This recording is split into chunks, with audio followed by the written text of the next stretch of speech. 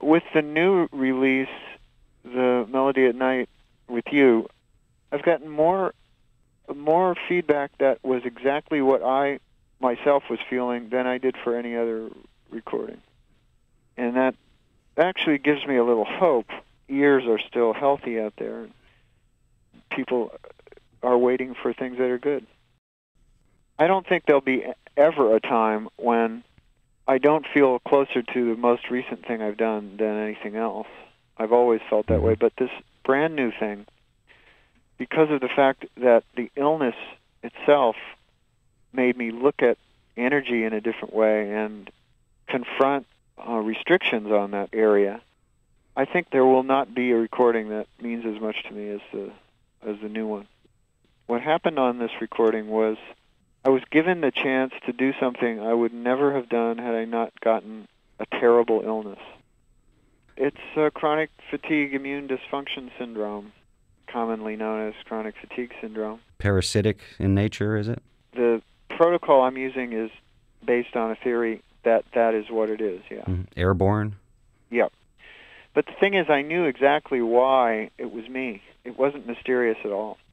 For years for decades, I guess, I had been telling people in interviews how dangerous doing solo concerts actually was. That it was something no one should try to do. They shouldn't imitate this idea. Because it puts you on a cliff, and, I mean, you're putting yourself on a cliff and you're jumping off each time.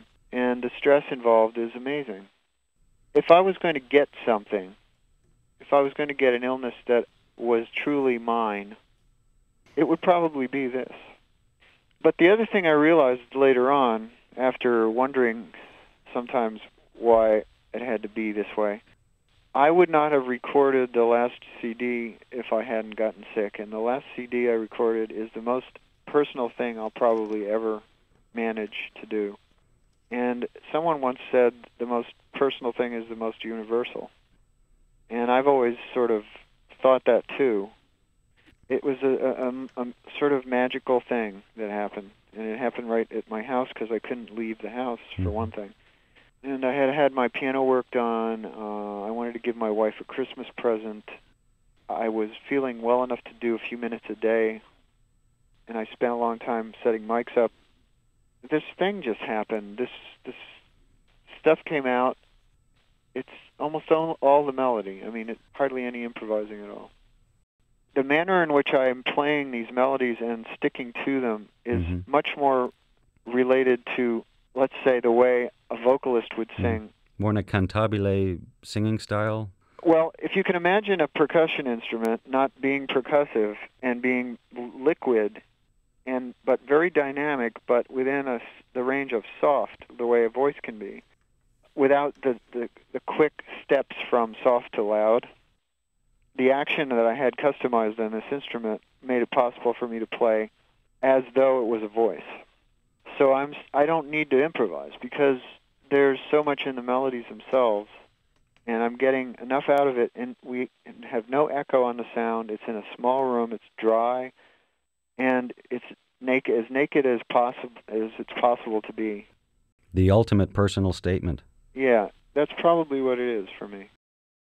This was how to make something out of a non-creative situation, the illness being the non-creative thing, and making it mean something bigger than anything I had done before by not thinking of the previous approach.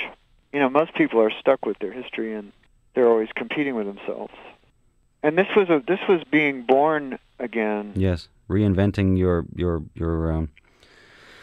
not your past, but reinventing the present. Yeah, as though I had no past. There was no previous method in this. Only my love for these songs and my enjoyment of that particular instrument. But the illness, what that did, for all the negative implications, which are too numerous to mention, and the unknowns in the future, I think having done this one recording almost makes it worthwhile, as strange as that sounds.